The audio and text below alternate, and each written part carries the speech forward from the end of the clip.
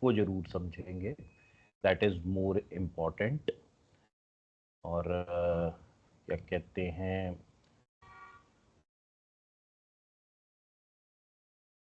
We will be talking about means जो हम पढ़ाई करेंगे, and it is to expected, जो एक्सपेक्टेशन है वो ये है बच्चे की, it has to be a dialogue mode class. आप जो है कंट्रीब्यूट करेंगे क्लास में, सवाल पूछ के ही चाहे कंट्रीब्यूट करें। आपको जो चीज नहीं समझ में आएगी आप मुझे उस टाइम रोक के जो है वो पूछ सकते हो, कोई मनाही नहीं है। रादर जितना आप ओपन रखोगे उतनी चीजें आपको जो है वो अच्छे से समझ में आएंगी। अगर आप जो है कहोगे कि मैं इसको खुद बाद में कहीं से कवर कर लूं, तो वो चीजें रहती चली जाएंगी। तो पेंडेंसीज नहीं रखनी है, अपने जो नोट्स हैं वो अप टू डेट रखने हैं। मींस नोट्स चाहे वो दिमाग में हो चाहे नोटबुक पर हो, बट आपको कोई पॉइंट समझ नहीं आया है, अगर आप थोड़ा सा शाई फील कर रहे हो तो आप मेरे को मैसेज कर सकते हो फोन पे, अलग से भी समझ सकते हो। शाई फील करने वाली कोई बात नहीं है। आप जैसे ही सारे के सारे स्टूडेंट्स हैं, और कुछ टाइम पहले तक मैं भी आप ही की जैसा था जिसने सब्जेक्ट को जो है वो धीरे धीरे ही समझा है। सो जो मैंने चीज़ें धीरे धीरे समझी हैं वो मैं आपको आने वाले 2-3 महीनों में कवर करवाऊंगा। And it is a subject जो है जो आपको कॉस्ट अकाउंटेंट बनाने के लिए भी ज़रूरी है, और उसके बाद जो है वो लाइफ में प्रोफेशनल बनाने के लिए भी ज़रूरी है। मीन्स कोई ज़रूरी नहीं है कि आप जो है अकाउंटिंग पे रहो या कॉस्ट अकाउंटिंग पे रहो या आप सर्विस करो। ये सब्जेक्ट अपने आप में आपको जो है वो प्रैक्टिस भी करवा सकता है। आप बिजनेस में जाते हो, आप अपनी कंसल्ट आप अपना जो जीएसटी से रिलेटेड या जो इनकम टैक्स से रिलेटेड काम है वो खुद कर सकते हो। एज सच आप अपनी कंसल्टेंसी खोल के सिर्फ टैक्सेस के ऊपर काम कर सकते हो। So there is a wide scope, scope बहुत वाइड है। आज हम जो शुरू करेंगे that we will be talking about is GST, goods and services tax. Tax जो हैं वो हमारे दो तरह के होते हैं, एक डायरेक्ट टैक्स होता है, एक इनडायरेक्ट टैक्स होता है। डायरेक्ट टैक्स जो है उसके एग्जाम्पल्स में जो हिंदुस्तान में सबसे बड़ा एग्जाम्पल है that is your income tax. और जो इनडायरेक्ट टैक्स है उनके जो एग्जाम्पल्स की बात करूं तो सबसे बड़ा एग्जाम्पल जो है वो गुड्स एंड सर्विस टैक्स है। गुड्स एंड सर्विस टैक्स के अलावा एक टैक्स और जो इनडायरेक्ट टैक्स है और हमारे करिकुलम में भी है वो है customs act, Indian customs act, customs duty. Customs basically होता है आप जब गुड्स जो है वो विदेश से इंपोर्ट करते हो तो उसके इंपोर्ट के ऊपर कुछ ड्यूटी लगती है। लाइकवाइज जब आप गुड्स को एक्सपोर्ट करते हो तो बहुत लिमिटेड से गुड्स हैं, goods of very high strategic importance, तो जो बहुत जरूरी है हिंदुस्तान में ही रहने चाहिए, उसके बाद भी हम उनको जो है निर्यात करते हैं, एक्सपोर्ट करते हैं, तो हम उसके ऊपर भी ड्यूटी चार्ज करते हैं। जैसे अगर हम पेट्रोल का निर्यात करें, पेट्रोल का एक्सपोर्ट करें या डीजल का एक्सपोर्ट करें तो हमको उसके ऊपर भी कस्टम्स ड्यूटी देनी पड़ती है। वैसे तो हम बाकी चीजें जो हैं वो ज्यादातर एक्सपोर्ट करें, चाहे आप कार एक्सपोर्ट करो, चाहे आप मोटरसाइकिल एक्सपोर्ट करो, चाहे आप कॉटन एक्सपोर्ट करो, चाहे आप लेदर एक्सपोर्ट करो, ज्यादातर चीजों के ऊपर आपकी जो है वो कस्टम्स ड्यूटी नहीं लगती है। बट कुछ स्पेसिफिक टाइप के गुड्स हैं जिनको एक्सपोर्ट करने पे भी ड्यूटी लगती है, तो ये कस्टम्स एक्ट के अंदर हम पढ़ेंगे। बट आज जो हम शुरू करने जा रहे हैं और जो आने वाली कुछ एक क्लासेस में समथिंग लाइक 10 to 12 सेशंस में मैं आपको एक ब्रीफ स्केलेटन दूंगा that will be around GST, goods and services tax act. कोई सवाल, कोई शक? No sir. Very good Harman, thanks for breaking the ice. हम बात करते रहेंगे, खाली मेरे को ही नहीं बोलने देना, इससे मेरे को रिलीफ भी मिलेगा बीच बीच में आप बात करोगे तो, क्योंकि 1 घंटा मैं लगातार बात करूं और बीच बीच में रुक के बात करूं तो there is going to be a difference. So एक हमारा जो है we will be talking on, मैं एक बोर्ड बना लिया करूंगा व्हाइट बोर्ड टाइप्स, उसके ऊपर हम लिख के भी बात करेंगे और कुछ एक प्रेजेंटेशंस देता हुआ मैं आपको समझाऊंगा। तो आज जो है this is more of going to be a presentation type of class जिसमें मैं आपको चीज़ें प्रेजेंट करूंगा। मेरी एक प्रेजेंटेशन है जो मैं अभी आपके साथ शेयर कर देता हूं। मेरे को देख के आप बताइए आपको नज़र आ रहा है ना?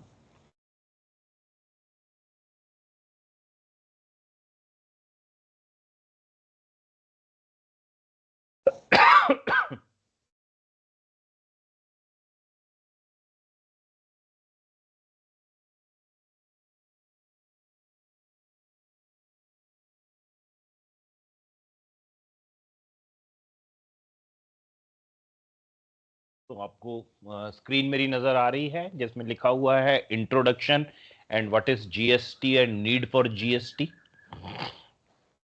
Yes sir. Yes sir. Very good. तो जीएसटी के बारे में बच्चे कोई कुछ बोलना चाह रहा है? बताइए। नहीं? तो व्हाट इज जीएसटी? जीएसटी क्या है? कुछ आइडिया थोड़ा बहुत? Means I will like to hear from you guys. Harman, will you like to, या एनीबडी कैन वॉलंटियर?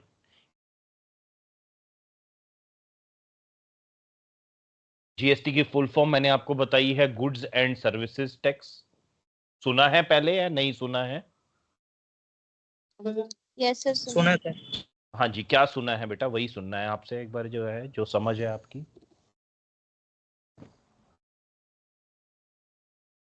बोलो। सर पहले जीएसटी के पहले वैट टैक्स लगा वेरी गुड। करता था पहले पहले उसको। वैट टैक्स लगता था, बट होता क्या है जीएसटी? एक मिनट को हम भूल जाएं वैट क्या होता था, उसको भूल जाते हैं। जीएसटी क्या होता है, किन चीजों पर लगता है, कैसे लगता है? सर जीएसटी मींस कि एक्सपोर्ट या इंपोर्ट गुड्स करने के लिए एक तरह का गवर्नमेंट को टैक्स पे करना होता है। जी सर। बेटा एक्सपोर्ट इंपोर्ट करने के लिए नहीं, ये जब आप लोकल में सामान खरीदते बेचते हो तो भी करना होता है, सिर्फ सर एक्सपोर्ट कंजप्शन इंपोर्ट पर। के लिए नहीं होता। कंजप्शन पर sir. Consumption, this is basically a tax on consumption. तो एक्सपोर्ट और इंपोर्ट जो है, वो एक्सपोर्ट का मतलब होता है कि आप हिंदुस्तान से बाहर गुड्स बेच रहे हो तो उसको एक्सपोर्ट कहते हैं। इंपोर्ट का मतलब होता है आप विदेश से हिंदुस्तान में गुड्स खरीद के ला रहे हो, उसको इंपोर्ट कहते हैं। बट जो गुड्स एंड सर्विस टैक्स है, ये आपका जो शुरू होता है, शुरुआत जो इसकी है, वो with in the territory of India, Hindustan के अंदर ही जब एक आदमी दूसरे आदमी को गुड्स बेचता है तो वो गुड्स के ऊपर जो है वो जीएसटी चार्ज करके बेचता है, उसको वो जीएसटी साथ में लेता है और रिकवर करने के बाद वो जीएसटी जो है वो सरकार को जमा करा देता है। मैं आपको एक बिल दिखाता हूं, वैसे आपने बहुत सारे बिल्स देखे होंगे, आप इंस्टेंट में उसको सिर्फ रिकॉल नहीं कर पाए कि अभी मैंने आपसे एकदम अचानक से सवाल पूछ लिया क्या होता है जीएसटी, शायद इस वजह से आपको जो है वो कोरिलेशन नहीं बना। अदरवाइज जो बिल होते हैं आपके नॉर्मल, उन सब में जीएसटी लगा होता है। मैं एक बिल आपको दिखाता हूं, एक मिनट ठहरो।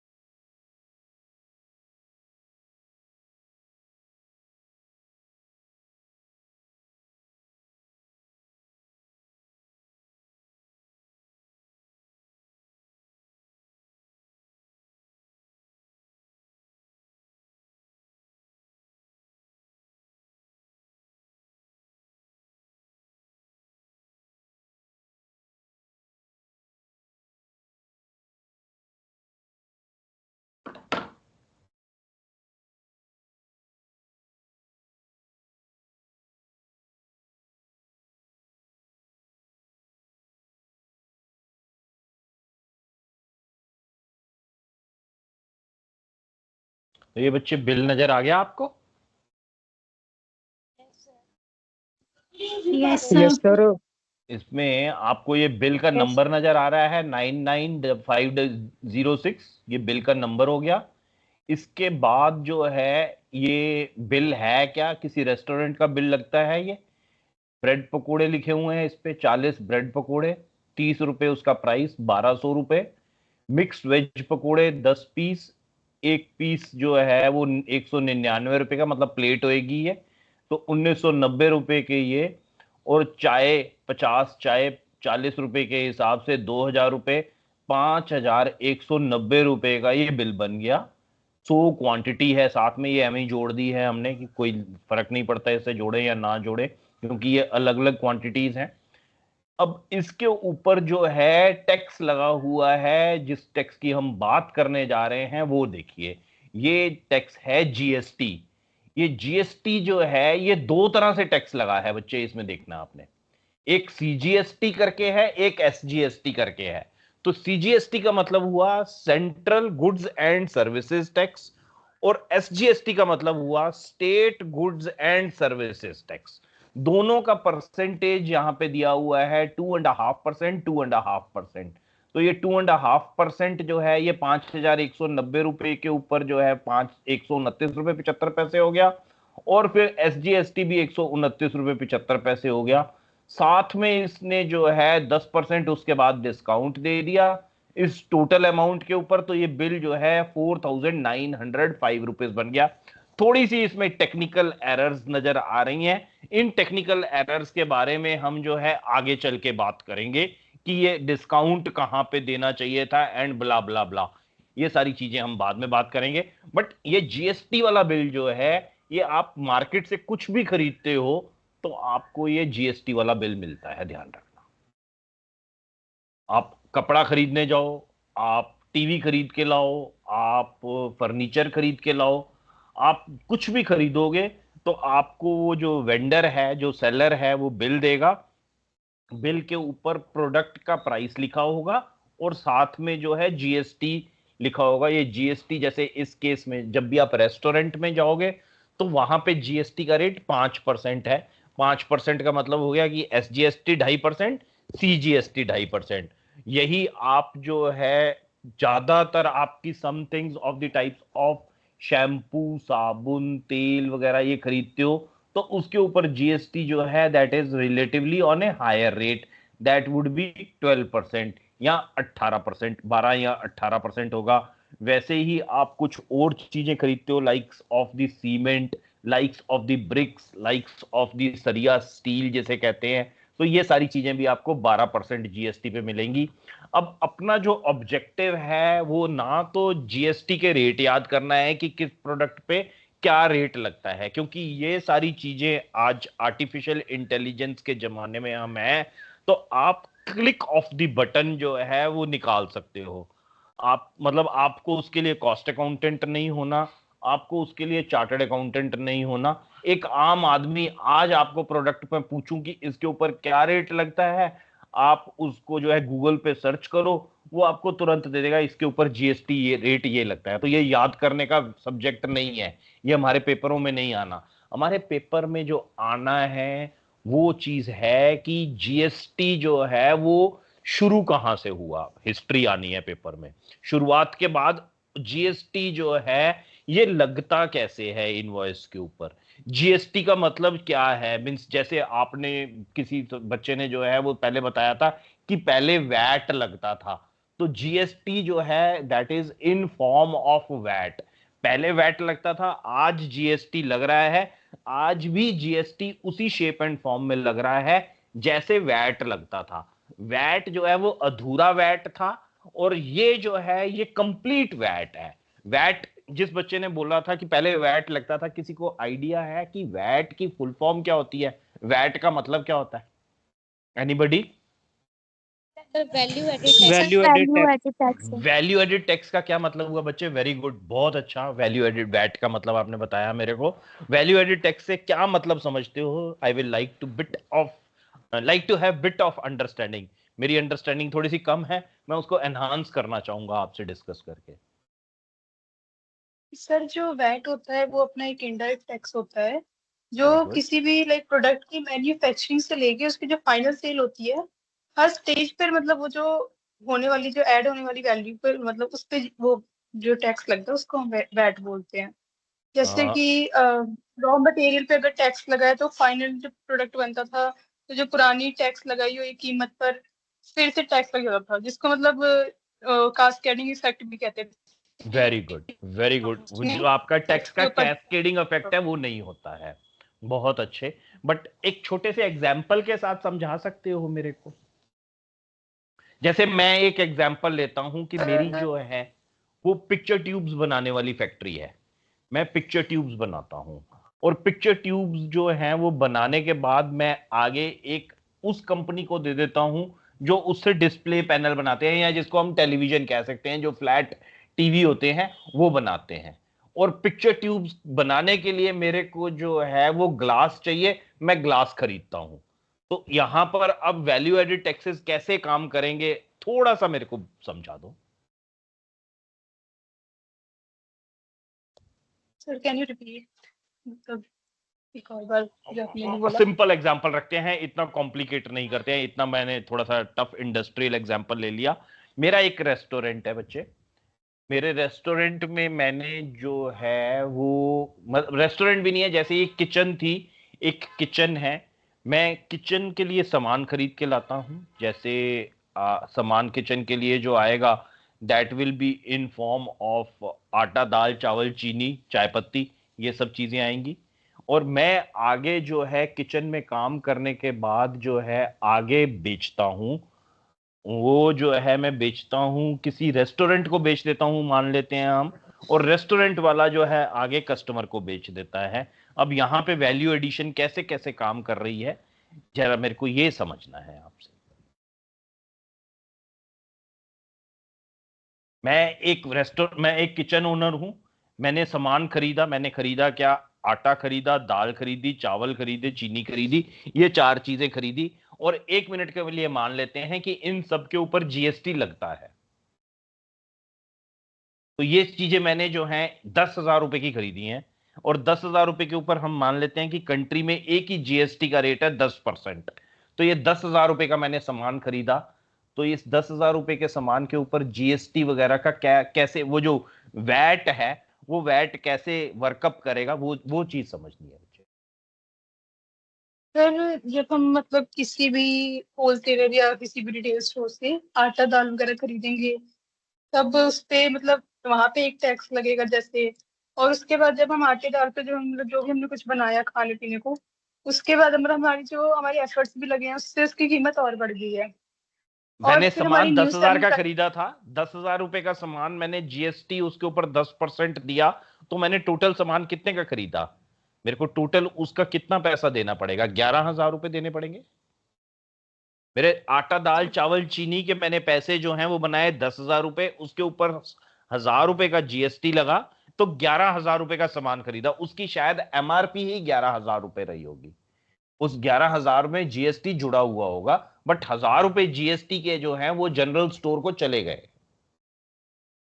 ये पॉइंट समझ में आ रहा है आप लोगों के? नहीं सर नहीं समझ में आया? आप आप एक किचन ओनर हैं बच्चे। आप एक किचन को ओन करते हैं, जो सामान बनाते हैं। मींस एक क्लाउड किचन टाइप से हैं। और आगे आप रेस्टोरेंट को सामान बेच देते हो। मींस आप, आपके साथ ही एक रेस्टोरेंट है, वो आपसे सामान खरीदता है और आगे कस्टमर को सर्व करता है। आप जो है एक सिर्फ खाना बनाने वाले लोग हो। खाना बनाने के लिए आप जो है रसद खरीद के लाते हो, रॉ मटेरियल खरीद के लाते हो। आप 10,000 रुपए का रॉ मटेरियल खरीद के लाए हो। 10,000 रुपए का जो है वो मर्चेंडाइज वैल्यू है। जैसे यहां हम बिल देख रहे थे, तो इस बिल में मर्चेंडाइज वैल्यू बच्चे कितनी है? वो 5,190 रुपए है। That is 5,190 rupees. और इस 5,190 रुपए के ऊपर जो आपका डिस्काउंट है 10% के हिसाब से, वो कितना हो गया? 519 रुपए माइनस हो जाएंगे। 4,671 रुपए। और इस 4,671 रुपए के ऊपर 5% का जीएसटी और ऊपर लगे तो ये अमाउंट हो जाएगा 4,905 रुपए। मैं एक बार कैलकुलेटर सामने लग के आपसे करता हूं बात। मैंने हल्का सा कहा ना कि आपको इस बिल बनाने में थोड़ी सी गड़बड़ हुई हुई है।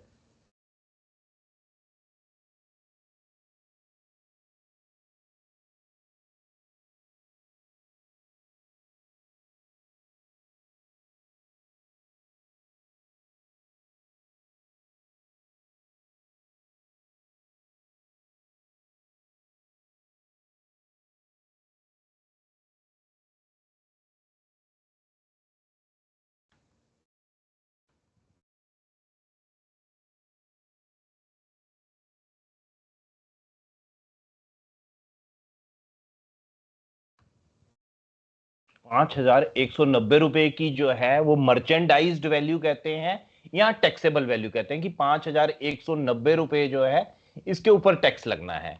अब इसके ऊपर साथ में इन्होंने डिस्काउंट दे दिया। डिस्काउंट कितने का दिया? Discount at the rate of 10% दे दिया। तो यहां ये टैक्सेबल वैल्यू ये ना हो के टैक्सेबल वैल्यू जो है वो नीचे आएगी। ये मर्चेंडाइज वैल्यू 5,190 है। टैक्सेबल वैल्यू जो है वो इसकी 10% डिस्काउंट जो है वो माइनस हो जाएगा आपका 5,190 में से 519 रुपए माइनस होके ये 4,671 रुपए के ऊपर टैक्स लगना है। तो ये टैक्सेबल वैल्यू हो गई। ये पॉइंट समझ में आ रहा है? ये स्क्रीन मेरी नजर आ रही है आपको? मैं थोड़ा बड़ा कर दूं? Yes sir. ये चीज समझ में आ रही है? मर्चेंडाइज वैल्यू, ये जो मैं बिल है ये दोबारा रिक्रिएट कर रहा हूं। 5,190 की मर्चेंडाइज की वैल्यू थी, 519 रुपए का डिस्काउंट दिया उसने 10% का, 4,671 रुपए की वैल्यू हो गई टैक्सेबल। अब इसके ऊपर जीएसटी और वैट ये लगना है एट द रेट ऑफ 5%। ये कितना हो गया? दिस इंटू 5%, तो ये आ गया 234 रुपए का टैक्स आ गया। जीएसटी आता है तो इनको हम दो हिस्सों में बांट के लगाते हैं, 2.5% एक और 2.5% एक, मीन्स 116 रुपए, 117 रुपए एक और 117 रुपए एक, इस टाइप से लगाते हैं। और यहां पर ये सीधा मैंने जोड़ दिया मैथमेटिक्स करने के लिए। तो अब ये दोनों जोड़ के जो मेरा बिल की वैल्यू बनी ये 4,905 रुपए की वैल्यू बनी। ये मेरी बिल वैल्यू है। ठीक है बच्चे? अब इसके अंदर 233 रुपए का टैक्स भी है जुड़ा हुआ। बिल हमारा कुछ इस टाइप से बना था। अब मैं 1 मिनट के लिए जो है यही सवाल जो है अब आगे लेकर जाता हूं। जो मैं आपसे कह रहा था कि आप लोगों की एक किचन है जिसमें आपने सामान खरीदा है 10,000 रुपए का। इसके ऊपर डिस्काउंट विस्काउंट आपको कुछ नहीं मिला, जीरो डिस्काउंट है। आपकी जो टैक्सेबल वैल्यू हो गई वो कितनी हो गई? वो पूरी 10,000 की 10,000 ही हो गई। अब इसके ऊपर जीएसटी जो देना है आपने, that is not at the rate of 5%, वो जीएसटी आपका है at the rate of 10%। Means आपने 10% के हिसाब से जीएसटी जमा कराना है। तो आपने 10% इसके ऊपर लिया तो ये वैल्यू आपकी बन गई इंटू 10%। 1,000 रुपए आपकी जो है जीएसटी की वैल्यू बन गई। तो टोटल बिल जो आपका बनेगा वो बनेगा 10,000 और 1,000 11,000 रुपए। ये पॉइंट आपको क्लियर हो गया है जो मैं कहना चाह रहा हूं? आपने ये खरीदा है सामान, this is the goods that you have purchased. ये अब आप परचेज करके लाए हो, purchased for your kitchen. Is this point clear? ये किचन के लिए जो परचेज करी है आपने 11,000 रुपए की, जिसमें 1,000 रुपए आपने जीएसटी या वैट दिया है और 10,000 रुपए आपने सामान के पैसे दिए हैं। इतना पॉइंट क्लियर है? Yes sir. अब आपने वापस बच्चे आपका नाम जो जिसने ये एग्जाम्पल शुरू किया था, मतलब कि मैं जिसने ये बताया था कि हम कुछ सामान खरीदते हैं उसके ऊपर वैल्यू ऐड करते हैं, वो जो वैल्यू एडिशन की आप बात कर रहे थे, आपका नाम गुड़िया? अंशिका। हाँ अंशिका, अब आप आ जाओ कि आपने ये जो 10,000 रुपए का सामान था इसके ऊपर आपने वैल्यू ऐड करी। वैल्यू ऐड किस टाइप से करी? I will like to no.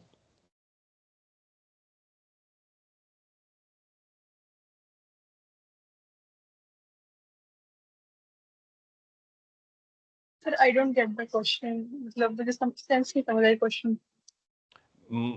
आपने जो वैल्यू एडिशन करी है वो क्या वैल्यू एडिशन करी है, जो रॉ फॉर्म, जो ये रॉ मटेरियल था उसको खाने में कन्वर्ट करा होगा ना। हाँ जी। वो क्या करा है, बस वही सवाल है, उतना सही। आपने जब सामान को जो है मतलब आटा दाल चावल चीनी थी तो उसको आपने डिशेस में कन्वर्ट करा होगा। हाँ जी। डिशेस को जब आपने कन्वर्ट करा तो ये मान लो कि जितना 10,000 का सामान लेकर आए थे सारा का सारा कंज्यूम कर लिया, एग्जाम्पल के तौर पे वो सारा कंज्यूम हो गया, तो ये कितने में बेचा होगा।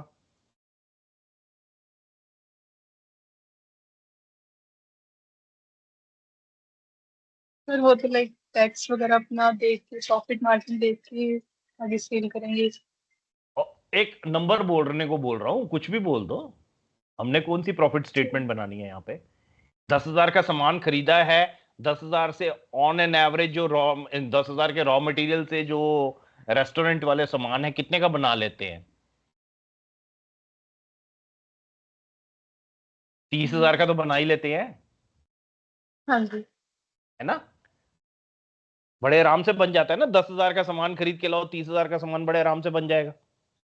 तो वो 30,000 रुपए की डिशेस जो हैं उसने आगे रेस्टोरेंट को बेच दी। अब वो 30,000 की जब डिशेस बेचेगा तो बच्चे इस पे टैक्स कितना चार्ज करेगा। फ्री में तो मतलब जाना नहीं ना, टैक्स तो लगाना है, तो वो टैक्स कितना लेगा, सवाल ये है। वो तुम 30,000 करो, 25,000 करो, 20,000 करो, उससे फर्क नहीं पड़ रहा।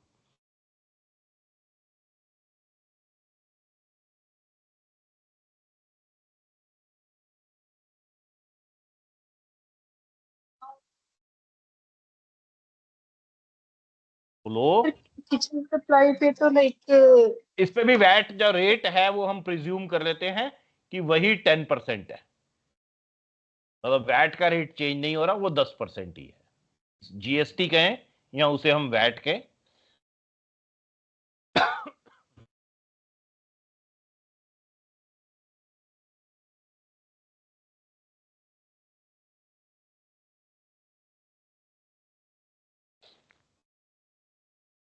दो हजार जीएसटी बनेगी वैसे तो, मतलब अगर 30% का भी तो 10%। एक काम करते हैं, मैं फिर इसको जो है खुद ही बढ़ाता हूं rather than putting it on a dialogue mode. अब हम जो है, जो आपका एक कंसेप्ट था पहले आपने दिया कि जितना वैल्यू एडिशन करते जाएंगे उतना टैक्स देते जाएंगे, तो वैल्यू एडिशन इसमें कितने की हुई है, वैल्यू एडिशन इसमें हुई है 20,000 रुपए की। अब मैं क्या 20,000 रुपए के ऊपर टैक्स रिकवर करूं या पूरे 30,000 के ऊपर टैक्स रिकवर करूं।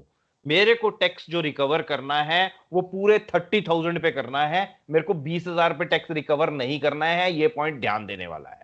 मेरे को जिस अगली पार्टी को मैंने माल बेचा है, ये अगली पार्टी जो है वो कंज्यूमर हो सकता है जो रेस्टोरेंट में बैठ के खाना खा रहा है, या बीच में एक मिडल मैन हो सकता है जो आपसे खाना खरीद के कंज्यूमर को दे रहा है। तो मान लेते हैं कि ये कंज्यूमर को खाना आगे देने वाला मिडल मैन है, इसने 30,000 रुपए में खाना हमसे खरीद लिया, और उसके ऊपर जो है ये इससे हम जीएसटी जो चार्ज करेंगे that will B 10% of this into 10%। ये 3,000 रुपए हम इससे चार्ज करेंगे। इसका जो बिल बनाएंगे वो हम बनाएंगे दिस प्लस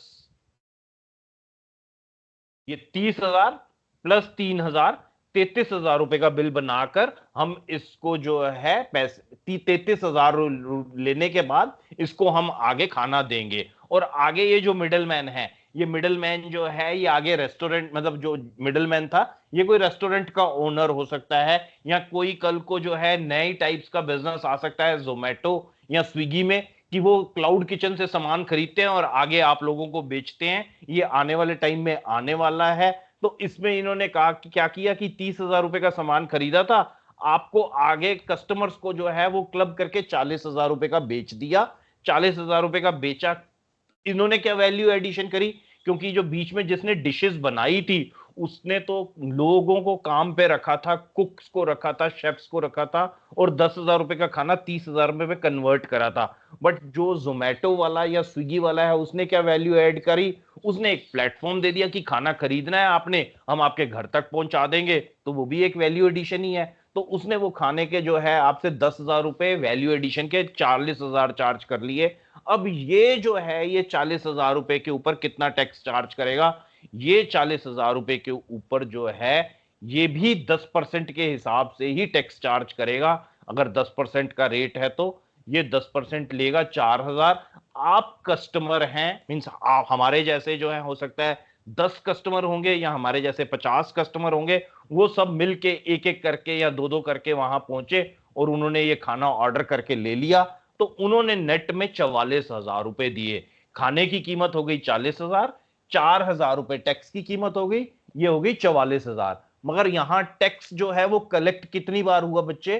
टैक्स कलेक्ट हुआ 1,000 रुपए यहां पर, फिर दोबारा से 1,000 रुपए यहां पर, मींस नेक्स्ट टैक्स जो कलेक्ट हुआ वो मतलब 3,000 रुपए यहां पर, और फिर तीसरी बारी 4,000 रुपए यहां पर। तो टैक्स जो टोटल कलेक्ट हुआ है from the customers, means customers 3 layer में आ गए। पहले कस्टमर आप ही थे जो क्लाउड किचन बना के बैठे हुए हो। दूसरा कस्टमर जो है वो बीच में एक प्लेटफॉर्म था, selling platform of the types of Zomato या स्विगी, जो आपको जो है आपसे सामान खरीद रहा है और आपने उससे टैक्स चार्ज कर लिया। और तीसरा जो है फाइनल टैक्स जो दिया है वो कंज्यूमर है, जिसने उस खाने को खाया है, खाने के लिए खरीदा है, 4,000 रुपए उसने टैक्स दिया। तो ये टैक्स जो है ये सरकार के पास जाना है, गवर्नमेंट ऑफ इंडिया के पास, गवर्नमेंट ऑफ द स्टेट के पास जाना है।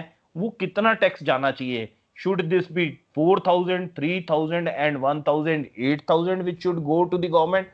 तो ये सारी चीजें हमने जो है वो जीएसटी में पढ़नी है। यहां से शुरुआत होनी है हमारी, वैल्यू एडेड टैक्सेस कैसे काम करती हैं, फिर किस तरह के डिस्प्यूट्स होते हैं, किस तरह के झगड़े होते हैं, ये सारी चीजें डिटेल में सेक्शन वाइज हमने पढ़नी है। सेक्शन याद हो जाए बहुत अच्छा, नहीं हो तो हम थोड़े से कम नंबर ले लेंगे, हमें पूरे 50 नंबर नहीं लेने, हम 45 भी ले लेंगे। सेक्शन याद करने के झंझटों में नहीं पड़ना है, सेक्शंस के नंबर भी नहीं होते हैं। That is the complete gist of the things.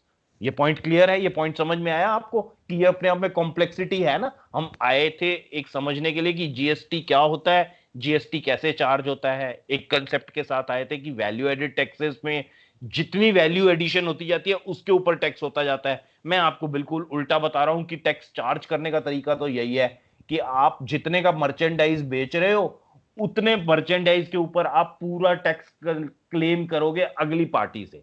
जिस पार्टी को भी आप सामान बेच रहे हो, जो भी आपका कस्टमर है, उससे आप जो है जिस रेट पे टैक्स चार्ज करना है उस रेट पे पूरा टैक्स चार्ज करोगे। अब वैल्यू एडिशन पे टैक्स कैसे रहेगा? क्योंकि यू वर नॉट रॉन्ग जब आप बात कर रहे थे कि खाली वैल्यू एडिशन के ऊपर, अंशिता, जब आप कह रहे थे ना कि खाली वैल्यू एडिशन वाले पार्ट के ऊपर टैक्स चार्ज होना चाहिए, तो आप गलत नहीं हो, मगर आप सही कैसे हो वो हम अब धीरे धीरे पढ़ेंगे, उसको समझेंगे। हो सकता है आज ही क्लास में समझ में आ जाए, हो सकता है एक क्लास और लगानी पड़े उसको समझने के लिए, क्योंकि अब हमने जो है पढ़ना क्या है वो कंसेप्ट समझा। Is it clear guys? Are you there with me? Yes, sir. Yes, sir. Hello? Yes, sir. Yes, sir.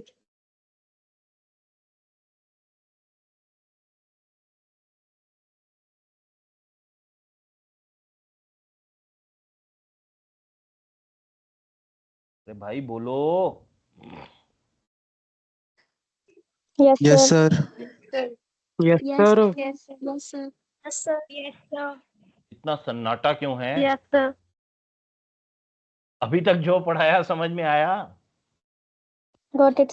Yes, sir. या बताया वो समझ में आया? अभी पढ़ाना नहीं शुरू हुआ। Yes, sir. Yes, sir. Yes, sir.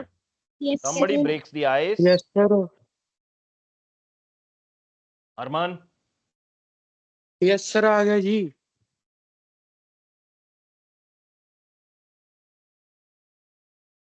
Hello? बोली तो जानी है जी। वंशिका? हेलो।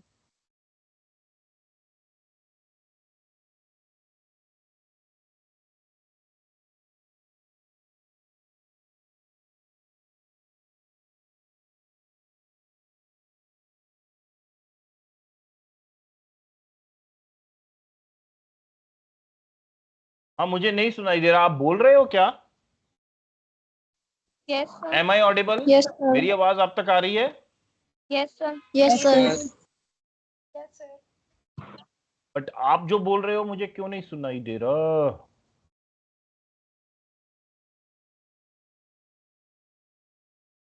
Yes sir.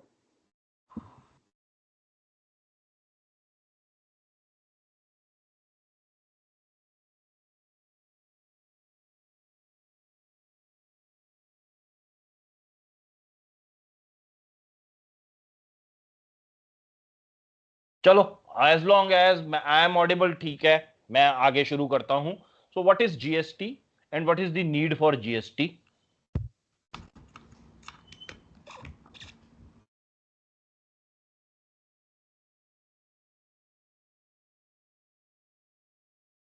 हाँ जी, अब एक बार कोई बोल के देखे, 1 मिनट की, मेरी आवाज आ रही है? Yes sir. अरे now now you are clear, now अब मुझे समझ में आ रहा है कि आप Yes, पहले sir. ठीक है जी, ठीक है। सो व्हाट इज मतलब वैल्यू एडेड टैक्सेस जो हैं वो चलने कैसे हैं, ये चीज जो है ये हमने समझनी है। That is going to be our first objective. That first objective we will cover probably in our next class. हम एक क्लास इसके बाद जो लेंगे उसमें क्लियर आ जाएगा। और जीएसटी की शुरुआत कैसे हुई, आज हम हिस्ट्री पढ़ लेते हैं उसकी। सो जीएसटी जो है, इससे पहले वैट होता होता था। वैट से पहले जो है लोकल सेल्स टैक्स होते होते थे। लोकल सेल्स टैक्स में हर एक स्टेट का rate of tax on items, जो गुड्स या सर्विसेज होती होती थी, गुड्स जो होते होते थे, सर्विसेज पे तो, सर्विसेज जो है वो एक सेंट्रल गवर्नमेंट का सब्जेक्ट होता था, उस पे तो एक सिंगल रेट ऑफ टैक्स ही होता होता था। बट गुड्स जो है उसके ऊपर हर एक स्टेट में अलग अलग आइटम पे अलग अलग रेट लगते थे। जैसे पंजाब के ऊपर अगर टायर्स के ऊपर जो है वो 13% का जीएसटी लगता था, तो हरियाणा में पता चलता था कि 8% जीएस जो है सेल्स टैक्स लग रहा है। तो ये एक प्रॉब्लम थी, इसलिए हमको, एक कंट्री है हम, तो एक ही टैक्स चाहिए था। ये प्रॉब्लम जो है हमने आइडेंटिफाई करी थी आज से 30 35 40 साल पहले कि यार ये हर एक स्टेट के ऊपर अलग अलग टैक्स लग रहा है। आपने अगर अभी एक वेब सीरीज आई है मेड इन इंडिया, टाइटन की स्टोरी है, देखिए किसी ने?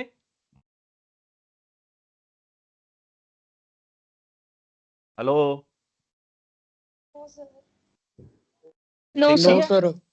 हाँ तो एक बार टाइम मिले तो देखना कि टाइटन कैसे बनी, मींस जो घड़ी है वो इंडिया में कैसे डेवलप की। उससे पहले हमारे पास एचएमटी होती होती थी, एचएमटी से टाइटन कैसे बनी, वो सारी की सारी डिटेल्स दी हैं। तो उसमें जल्दी से जल्दी देखनी है, ताकि हम 2 या 3 क्लासेस के बाद उसका जो वो प्रॉब्लम है ना सेल्स टैक्स वाली, उसको डिस्कस कर सकें। वहां से हमारा जो कंसेप्ट आया था, that was one nation one tax. तो वो सीरीज जो है वो जल्दी से जल्दी कवर करो, देखो उसको, उसके बाद हम उसके ऊपर बात करेंगे। मैं वन नेशन वन टैक्स के ऊपर अब आपको लेक्चर नहीं दे रहा हूं, एंटरटेनमेंट के साथ लेक्चर मिलेगा आपको, तो that would be more easy for you to grab.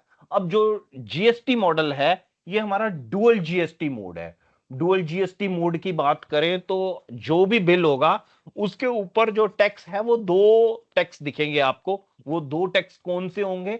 वो central goods and services tax act 2017 का एक टैक्स लगा होगा, और दूसरा उस पे state goods and services tax act का टैक्स लगा होगा। ये 2 टैक्स लगे होंगे, एक सीजीएसटी, एक एसजीएसटी। जैसे मैंने अभी आपको एक बिल दिखाया था, उस पे जो टैक्स का रेट है वो 5% दिया हुआ है, मगर सीजीएसटी और एसजीएसटी दोनों को आधा आधा बांट के 2.5% लिया हुआ है। इसका मतलब सिंपल सा ये हो गया कि आधे पैसे टैक्स के सेंट्रल गवर्नमेंट के पास चले जाएंगे, आधे पैसे टैक्स के स्टेट गवर्नमेंट के पास चले जाएंगे। अब स्टेट्स के अलावा हिंदुस्तान में यूनियन टेरिटरीज भी हैं। तो यूनियन टेरिटरीज जो हैं वो इंडिया में 2 तरह की यूनियन टेरिटरीज हैं। एक यूनियन टेरिटरी है that is with state legislature, जिनको, उस यूनियन टेरिटरी को स्टेट का दर्जा प्राप्त है, वहां पर इलेक्शंस भी होते हैं, वहां चीफ मिनिस्टर भी बनता है। जैसे दिल्ली ऐसी यूनियन टेरिटरी है। दिल्ली पूरी तरह से स्टेट नहीं है, मगर दिल्ली चंडीगढ़ जैसी यूनियन टेरिटरी भी नहीं है। चंडीगढ़ में चीफ मिनिस्टर नहीं होता अलग से, बट चंडीगढ़ जो है वो एक यूनियन टेरिटरी है। दिल्ली में चीफ मिनिस्टर होता है, मगर दिल्ली भी एक यूनियन टेरिटरी है, तो इसको स्टेट का दर्जा प्राप्त है। तो दिल्ली में 3 ऐसी स्टेट्स हैं जो union territory with state legislature है। तो जो union territory with state legislature होएगी वहां पे ये टैक्स ना लग के, ये यूटी जीएसटी ना लग के, वहां पे जो टैक्स लगना है that is going to be your SGST. तो दिल्ली में, हिंदुस्तान में 3 यूनियन टेरिटरीज, ये 3 यूनियन टेरिटरीज कौन कौन सी हैं? एक दिल्ली, एक पुडुचेरी, पुडुचेरी को हम पौंडीचेरी भी कहते होते थे पहले, तो दिल्ली, पुडुचेरी और Jammu and Kashmir. In 3 union territories में क्योंकि चीफ मिनिस्टर है, तो यहां पर state goods and services tax लागू होगा। वहां पे जो आप गुड्स खरीदोगे उन पे ये दो जो है आपके टैक्स लगेंगे, सीजीएसटी और एसजीएसटी। इसके अलावा आप अगर चंडीगढ़ से कुछ सामान खरीदोगे, चंडीगढ़ यूनियन टेरिटरी से सामान खरीदोगे, चंडीगढ़ के अलावा आपकी जो और यूनियन टेरिटरीज हैं, जैसे लक्षद्वीप है, लक्षद्वीप के अलावा आपकी एक यूनियन टेरिटरी है Dadar and Nagar Haveli, Daman and Diu, ये 4 नाम हैं। इन 4 की एक यूनियन टेरिटरी बन जाती है। तो इस यूनियन टेरिटरी में सामान खरीदोगे तो वहां पर आपको एसजीएसटी ना लगेगा, वहां आपको यूजीएसटी, यूटीजीएसटी और सीजीएसटी, ये 2 टैक्स लगेंगे। मींस बिल, जैसे ये मेरा रेस्टोरेंट का बिल है जिसमें एसजीएसटी और सीजीएसटी लगा हुआ था, अगर ये सामान हमने चंडीगढ़ से खरीदा होता तो यूटीजीएसटी और सीजीएसटी लगा होता उसके ऊपर। ठीक है जी, is this point clear? Lakshadweep से खरीदा होता तो भी वही यूटीजीएसटी, चंडीगढ़ से खरीदा होता तो भी वही यूटीजीएसटी। तो ये कुछ एक जो यूनियन टेरिटरीज हैं, केंद्र शासित प्रदेश है, जिनके ऊपर सेंट्रल गवर्नमेंट ही हुकूमत करता है, अपनी लोकल सेंट्रल स्टेट गवर्नमेंट नहीं होती है, वहां पर ये यूटीजीएसटी और सीजीएसटी लगता है। इसके बाद जो आपकी सेल जो है वो होती है एक स्टेट से दूसरी स्टेट के अंदर, यानी कि it is a sale basically which can be considered to be inter state sale. एक सेल से सामान बेच रहे हैं और उसको हम ट्रांसफर कर रहे हैं on to the different state.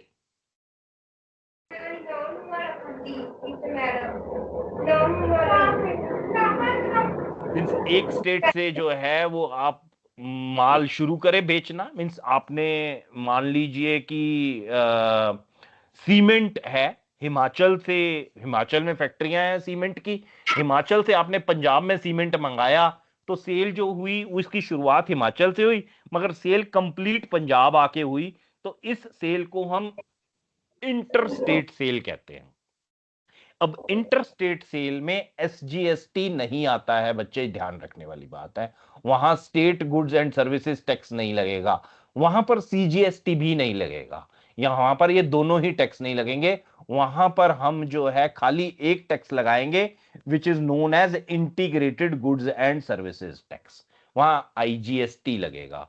मगर आईजीएसटी का जो रेट है वो सेंट्रल सेल्स टैक्स और स्टेट सेल्स टैक्स के बराबर ही होगा। एक मीन्स जैसे अभी हम देख रहे थे कि यहां पर अगर 2.5% है, यहां पे भी 2.5% है, तो आईजीएसटी सीधा सीधा 5% पे चार्ज कर लिया जाएगा, वो सारा का सारा टैक्स सेंटर के पास जाएगा। अब सेंटर उसको स्टेट में आगे कैसे बांटेगी, वो जो है that is the subject that we need to understand, वो हमारे इंटरमीडिएट के सिलेबस का एक बहुत बड़ा हिस्सा है, वो चीज हमने समझनी है, हमारी अंडरस्टैंडिंग जो है वो उस पर डेवलप हो। इस केस में जैसे अगर हम बात करें तो इसका जो टैक्स है, क्योंकि सीमेंट जो है पंजाब में आया है, तो यहां पर जो इसका हिस्सा है टैक्स का वो पंजाब स्टेट को मिलना है, आधा पंजाब को चला जाएगा और आधा जो है वो सेंट्रल गवर्नमेंट को चला जाएगा, हिमाचल को कोई टैक्स नहीं मिलेगा। तो ये चीज जो है हमको बताएगी कि जो जीएसटी है that is basically a tax on consumption. जब हम जोन सी स्टेट कंजम्पशन करेगी, टैक्स जो है उसकी सरकार ही लेगी, तो this is basically a tax on consumption. तो जीएसटी जो है इसकी जरूरत क्यों है? एक तो ये वन नेशन वन टैक्स के लिए है, दूसरा जो है सरकार ने बड़ा क्लियर नियम बना दिया कि जिस स्टेट में गुड्स कंज्यूम होंगे, जिस स्टेट में सर्विसेज कंज्यूम होंगे, टैक्स उसी स्टेट को मिलना चाहिए। जो प्रोड्यूसिंग स्टेट है उसको टैक्स लेने की कोई उसका जो है राइट ही नहीं है। आधा टैक्स सरकार सेंट्रल गवर्नमेंट ले जाएगी, आधा टैक्स स्टेट गवर्नमेंट ले जाएगी। अब बच्चे किसी को सेंट्रल गवर्नमेंट और स्टेट गवर्नमेंट में कुछ डाउट हो तो सवाल पूछ सकता है कि हमें पता नहीं जी सेंट्रल गवर्नमेंट स्टेट गवर्नमेंट क्या होती है, क्योंकि हो सकता है आपने जो है वो पॉलिटी नहीं पढ़ी हुई। पॉलिटिकल साइंस या सिविक्स नहीं पढ़ी हुई, 10वीं तक पढ़ी थी, भूल भाल गए हो, तो उसके बारे में बात कर लेते हैं। Next we come on to direct taxes, indirect taxes. इसको एक बार समझ लेते हैं। मींस सब्जेक्ट को धीरे धीरे बिल्ड करेंगे, मींस आज बिल्ड करेंगे, अगली क्लास में जो है ये सारे पॉइंट्स जो मैं बता रहा हूं कि वन नेशन वन टैक्स जो है, या स्टेट जो कंज्यूम कर रही है वहां पे टैक्स कैसे अल्टीमेटली प्लेस किया जाता है, सरकार को टैक्स कौन जमा कराता है, ये सारी बातें आने वाली क्लास में अपने को समझ में आ जाएंगी। Is it clear? Central government state government क्या होती है, किसी को doubt? No doubt. No doubt, very good. But No, this was sir. Anshika. Anshika को कोई डाउट नहीं है, हरमन कौर को कोई डाउट नहीं है, हरमन सिंह को कोई डाउट नहीं No, है, sir. बाकी बच्चे जो क्लास में बैठे चुपचाप, उनको कोई डाउट है, फील फ्री। इस टाइम आपका कोई चेहरा नहीं देख रहा है, किसी को कोई भी तरह की इनसिक्योरिटी फील नहीं होनी चाहिए, यहां पर ही हमें चीजें पता होनी चाहिए।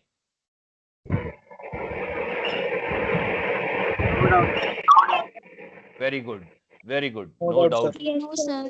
परफेक्ट है, परफेक्ट No है, doubt, sir. परफेक्ट है बच्चे, परफेक्ट है। ठीक है All जी, clear, sir. All clear. Central government का हेड कौन होता है?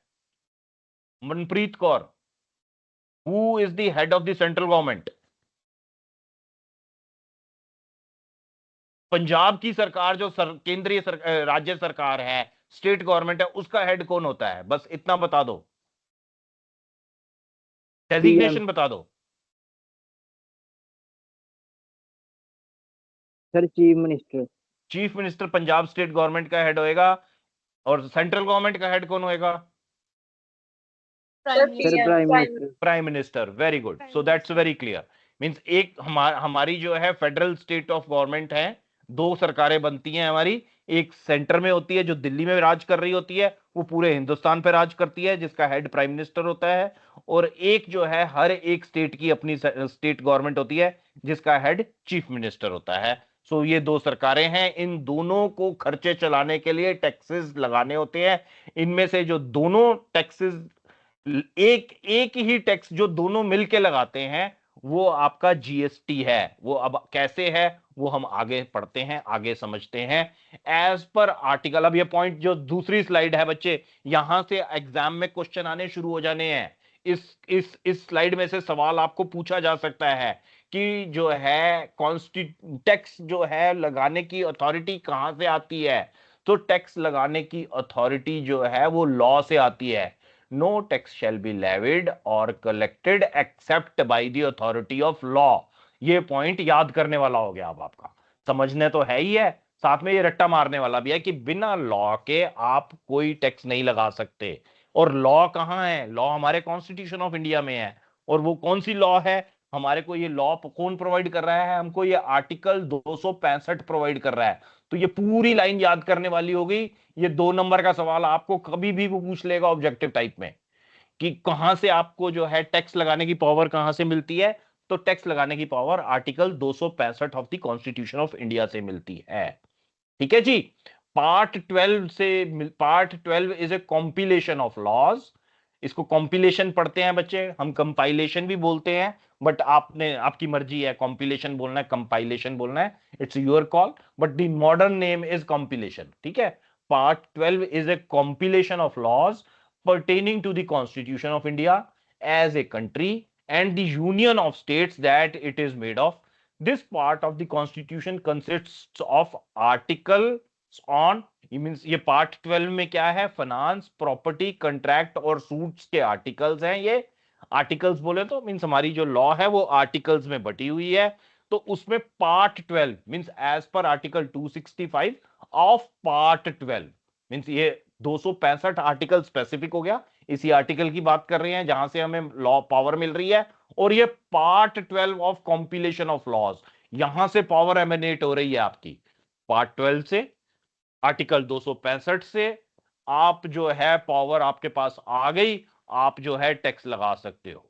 ठीक है जी। और पार्ट 12 जो है वो रिलेशनशिप भी डिफाइन कर रहा है यूनियन एंड स्टेट्स। यूनियन का मतलब सेंट्रल गवर्नमेंट, सेंट्रल गवर्नमेंट जो है वो यूनियन है, और स्टेट्स जो है वो स्टेट गवर्नमेंट है। ठीक है जी। तो यहां पर जो है आप टैक्स लगाते हो कहां से? That power comes from article 265 part 12 of the compilation of loss. ठीक है जी, कॉन्स्टिट्यूशन ऑफ इंडिया से। अब आपके टैक्स सिस्टम हिंदुस्तान में किस तरह के हैं, ये वर्ल्ड वाइड है, खाली हिंदुस्तान से रिलेटेड नहीं है।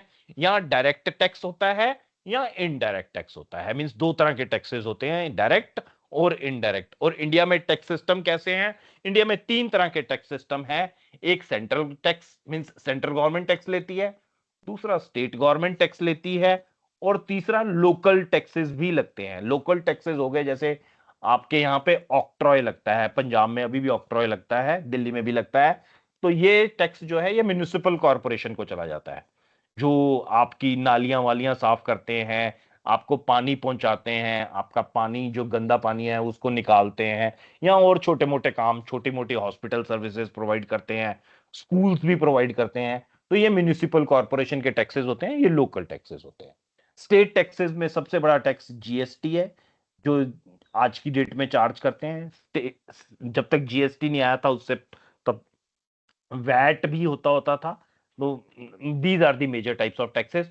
और सेंट्रल गवर्नमेंट के पास जो सबसे मेजर टैक्स जो है that is basically your income tax. Income tax के बाद एक्साइज ड्यूटी है, स्टेट के पास भी एक्साइज ड्यूटी है, एक्साइज ड्यूटी दोनों के पास ही है। सेंट्रल गवर्नमेंट के पास सेंट्रल एक्साइज है, स्टेट के पास स्टेट एक्साइज है। ना सेंट्रल एक्साइज हमारे पेपर का पार्ट है, ना स्टेट एक्साइज हमारे पेपर का पार्ट है। तो हमने बस इतना पढ़ के छोड़ दिया। कभी बैठे हुए खाली अगर टाइम हुआ 10-5 मिनट का, तो उनमें क्या क्या कवर होता है वो मैं एक्सप्लेन करूंगा। सेंट्रल गवर्नमेंट का इमीडिएट कर दूंगा, और स्टेट गवर्नमेंट में जो है वो एक्सप्लेन करने की भी जरूरत नहीं है। खाली जो शराब होती है ह्यूमन कंजम्पशन के लिए, means liquor for human consumption, वो स्टेट एक्साइज का सब्जेक्ट होता है और कुछ नहीं होता। सेंट्रल के लिए जो है आगे किसी एक स्लाइड में छोटा सा कवरेज होगा, that I will talk upon, उसकी हम बात करेंगे। डायरेक्ट टैक्सेस और इनडायरेक्ट टैक्सेस में डिफरेंस क्या होता है बच्चे? वैसे सामने लिखा हुआ है, कोई बताना चाहे तो feel free, anybody can volunteer, एक बार डिस्कस कर लो, बता दो।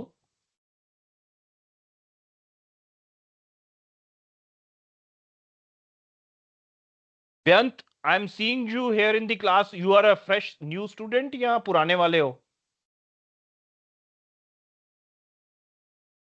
बेअंत कौर, हेलो।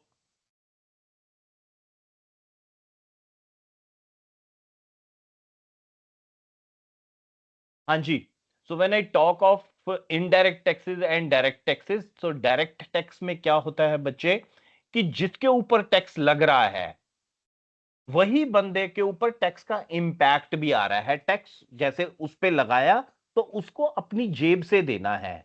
जैसे इनकम टैक्स है, आपने इनकम अर्न करी, आपकी इनकम जो है वो साल की 15 लाख रुपए है, तो 15 लाख रुपए की इनकम हुई तो आपके ऊपर एक टैक्स लगेगा। 12 लाख रुपए की इनकम तक कोई टैक्स नहीं होता कहते हैं, तो 12 लाख तक कोई टैक्स नहीं है। बट जैसे ही वो इनकम 12 से ऊपर होएगी तो आपके ऊपर टैक्स आ जाएगा, 10-20-50 हजार रुपए कुछ आपको टैक्स देना पड़ेगा।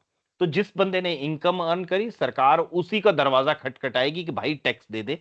वो टैक्स नहीं देगा तो उसी के ऊपर पेनल्टीज पड़ेंगी, उसी को इंटरेस्ट देना पड़ेगा। वो टैक्स चुपचाप से जमा करा देगा। तो वो टैक्स जो जमा करा रहा है उसका मतलब हो गया इंसिडेंस ऑफ टैक्स उस पे आ गया, और उसकी जेब से जा रहा है, उसकी अपनी पर्सनल पॉकेट से जा रहा है, तो उसका मतलब इंपैक्ट ऑफ टैक्स भी उस पे ही आ गया। यहां पर जो इनडायरेक्ट टैक्स होता है बच्चे, इसमें incidence of tax means tax जो जमा करा रहा है और टैक्स जिसकी जेब से निकल रहा है लास्ट में, वो बंदे अलग अलग हैं।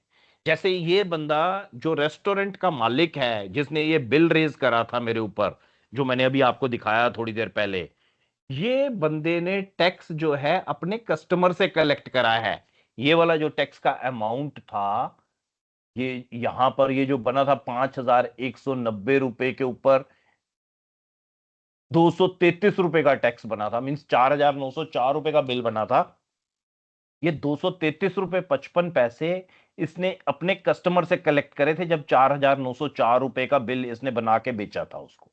अब ये जो 4,904 में से 233 रुपए इसके बने थे टैक्स के, ये टैक्स इसने अल्टीमेटली गवर्नमेंट ऑफ इंडिया को जमा कराना है।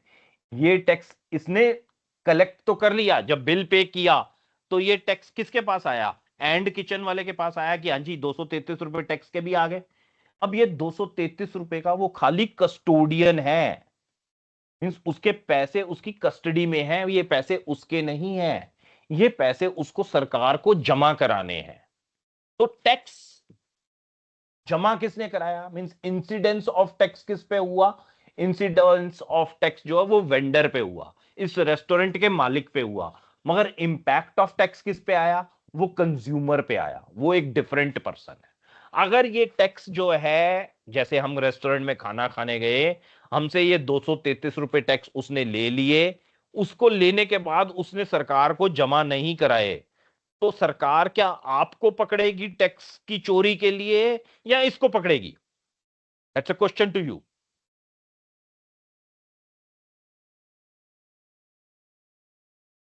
सर तो मेरे पास सर्टिफिकेट की थी और पकड़ेगी।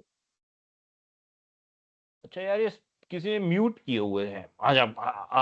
तो किसको पकड़ेगी? सॉरी मैं सुना नहीं। आप अपना जो है एक बार को माइक ऑन कर लो यार, जो बहुत बात कर रहा है।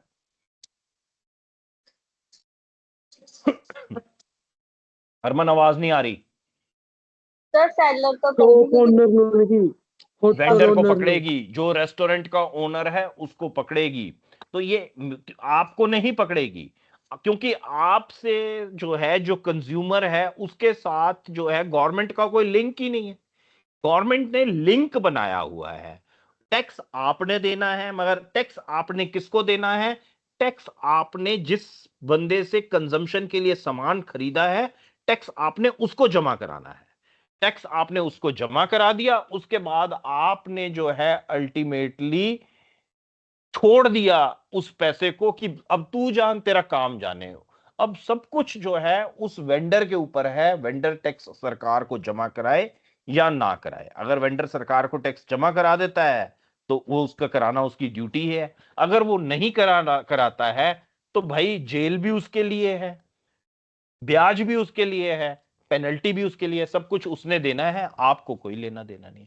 अगर वेंडर जो है वो कहीं आपसे टैक्स रिकवर ही नहीं किया, उसने कहा कि छोड़ यार तू दोस्त है, तेरे को टैक्स देने की जरूरत ही नहीं है, तो उसको टैक्स अपनी जेब से देना पड़ेगा। यहां दोस्ती यारी काम नहीं आती। ठीक है बच्चे? तो यहां पर जो है इनडायरेक्ट टैक्स और डायरेक्ट टैक्स में यह फर्क है कि जिस बंदे ने टैक्स दिया उसने टैक्स अपनी जेब से दिया। इनडायरेक्ट टैक्स में क्या है, जिस बंदे ने टैक्स दिया है उसने किसी और से वो टैक्स कलेक्ट करके जमा कराया है, बस उसको टैक्स अपनी पॉकेट से नहीं देना है। हो सकता है अगर उसने उधारी में सेल करी है आपको, तो हो सकता है एक बार को उसने टैक्स जो है अपनी पॉकेट से दिया, जैसे ही उसने जो उधारी दी हुई है वो रिकवर होएगी, वो टैक्स के पैसे भी उसके वापस आ जाएंगे। वो हो सकता है फाइनेंस कर रहा हो टैक्स को, मगर वो टैक्स अपनी जेब से नहीं देगा। जो डायरेक्ट टैक्स है वो इनकम बेस्ड टैक्स होते हैं, मींस जनरली आप इनकम के ऊपर टैक्स ले रहे हैं तो वो डायरेक्ट टैक्स कहलाता है। इनकम टैक्स उसका बेस्ट एग्जांपल है।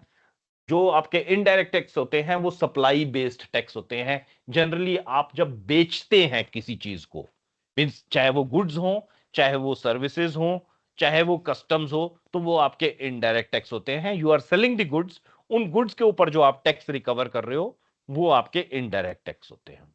जो आपके रेट ऑफ टैक्सेस है यहां डिफर कर जाते हैं। डायरेक्ट टैक्स के केस में जो रेट ऑफ टैक्सेस हैं ये पर्सन टू पर्सन डिफर कर जाते हैं। इसको हम प्रोग्रेसिव टैक्स सिस्टम भी कहते हैं। मींस अगर कोई बंदा ज्यादा इनकम कमा रहा है तो उसको टैक्स हायर रेट से रिकवर किया जाएगा। मींस अगर किसी की इनकम 12 लाख रुपए तक की है तो कोई टैक्स नहीं देना, बट वही इनकम 12 की जगह 13 लाख हो जाती है तो फिर वो टैक्स रिकवर करना शुरू कर देते हैं एट द रेट ऑफ 10%, 10% के हिसाब से। मगर 10% के हिसाब से ऐसा नहीं कहते कि 12 लाख के बाद दे, उसके बाद वो कह देते हैं कि भाई 8 लाख से गिनना शुरू कर दे या 7 लाख से गिनना शुरू कर दे। 8 लाख रुपए की ऊपर की इनकम के ऊपर 10% से टैक्स देगा। तो ये टैक्स जो है ये प्रोग्रेसिव हो जाते हैं। या 20 लाख रुपए की इनकम के ऊपर 20% टैक्स देगा। या टैक्स के रेट जैसे जैसे इनकम बढ़ती जाएगी आपका टैक्स का रेट बढ़ता चला जाएगा। आपकी इनकम 25 लाख 30 लाख रुपए से ऊपर हो जाएगी तो आपको ऊपर की इनकम के ऊपर 30% के रेट के हिसाब से टैक्स देना है। इनकम टैक्स में प्रॉपर स्लैब्स दिए हुए हैं, वो हमने याद करने ही है। जब हम इनकम टैक्स पढ़ेंगे आप याद करेंगे, अभी आपने बीकॉम के लिए भी याद किए होंगे, तो वही दोबारा से रिपीट होने हैं। इसको हम प्रोग्रेसिव क्यों बोलते हैं? क्योंकि ये आपकी सोसाइटी की मैच्योरिटी को बताता है कि अगर कोई बंदा जो है उसकी इनकम ज्यादा है तो उससे टैक्स ज्यादा लेंगे, अगर किसी के पास इनकम है ही कम तो उससे हम टैक्स नहीं लेते ना, छोड़ देते हैं। 12 लाख रुपए तक की इनकम यानी 1 लाख रुपए महीने तक की कोई इनकम कर रहा है तो उससे टैक्स जरूर लेना है क्या?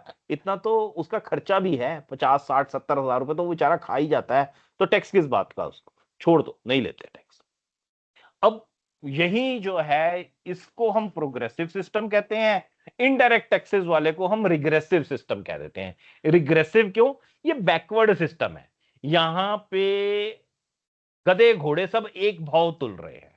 यहां पे कोई कंपैरिजन नहीं है कि तू भाई अंबानी की फैमिली से आता है, तू जो है रिचेस्ट ऑफ द रिच है, बिरला फैमिली से आता है, तू जो है गरीब से गरीब आदमी है, बेचारा मजदूर है। तो अगर आप जो है चावल खरीद रहे हो तो चावल के ऊपर एक ही तरह का टैक्स है, मींस कोई फर्क नहीं पड़ रहा। अगर दोनों में से दोनों ही कोहिनूर ब्रांड राइस खरीद के लाते हैं तो कोहिनूर ब्रांड के ऊपर अगर जीएसटी जो है वो 12% है तो वो दोनों के लिए 12 है। अगर कोई जो है वो मोबाइल फोन को रिचार्ज कर रहा है तो मोबाइल फोन को रिचार्ज करने के ऊपर 18% का जीएसटी लगता है। चाहे वो मैं कराऊं तो भी 18% का जीएसटी है। वो अगर कोई बहुत बड़ा इंडस्ट्रियलिस्ट सुनील मित्तल खुद कराए, जिसकी एयरटेल अपनी है, मोबाइल फोन तो वो भी यूज करता होगा ना, उसका भी बिल जाता होगा, वो खुद नहीं पे करता होगा, कंपनी पे करती होगी, उसको भी 18% जीएसटी देना है। इसलिए इसको रिग्रेसिव कहा गया है। यहां पर कोई डिस्टिंक्शन नहीं है between the two consumers. The consumer is rich और कंज्यूमर इज पुअर, इररिस्पेक्टिव, दोनों को जो है एक ही रेट पे टैक्स देना होता है। जबकि जो आपके डायरेक्ट टैक्स है ये प्रोग्रेसिव है। यहां पर अगर इनकम ज्यादा है तो हायर रेट ऑफ टैक्स, अगर इनकम लोअर है तो lower rate of tax. So entire revenue goes to the central government. जो डायरेक्ट टैक्सेस है ये सारा का सारा पैसा सेंट्रल गवर्नमेंट को जाता है। सेंट्रल गवर्नमेंट आगे कैसे बांटेगा टू द स्टेट गवर्नमेंट वो उनका प्रेरोगेटिव है, किसी का कोई राइट नहीं है किसी स्टेट का। But revenue source to centre means ये जो इनडायरेक्ट टैक्स है ये दोनों के लिए रेवेन्यू सोर्स है। यहां पर जो सीजीएसटी का हिस्सा है वो सेंट्रल गवर्नमेंट का है, जो एसजीएसटी का हिस्सा है वो स्टेट गवर्नमेंट का, जो आईजीएसटी का हिस्सा है उसमें से भी कट के एसजीएसटी में जाएगा। हमारा सब्जेक्ट वही पढ़ना है कि वो कैसे जाएगा। हमारे 2-3 दिन के टॉपिक्स उसी से रिलेटेड होंगे आगे, और आगे उसके बाद भी बहुत कुछ होएगा। It is not going to be just end of that, that's just the beginning of the direct taxes के लिए जो आपकी गवर्निंग बॉडी है, मींस हर चीज जो चल रही है उसको गवर्न करता है कोई ना कोई, ऑटो मोड में नहीं चल रही है। हर चीज को चलाने के लिए एक बॉडी चाहिए है, एक डिपार्टमेंट हेड चाहिए है। तो इसका जो डिपार्टमेंट हेड है that is CBDT, central board of direct taxes जो है ये सारे के सारे इसे चलाते हैं। और यहां पर जो आपका हेड है मींस ये जो चलता है indirect taxes, that is central board of indirect taxes and customs. एक को हेड कर रहा है सीबीआईसी और दूसरे को हेड कर रहा है सीबीडीटी। यहां हम आज की क्लास खत्म करेंगे and next when we meet, we can we meet on tomorrow also ना? कल हम क्लास ले सकते हैं ना?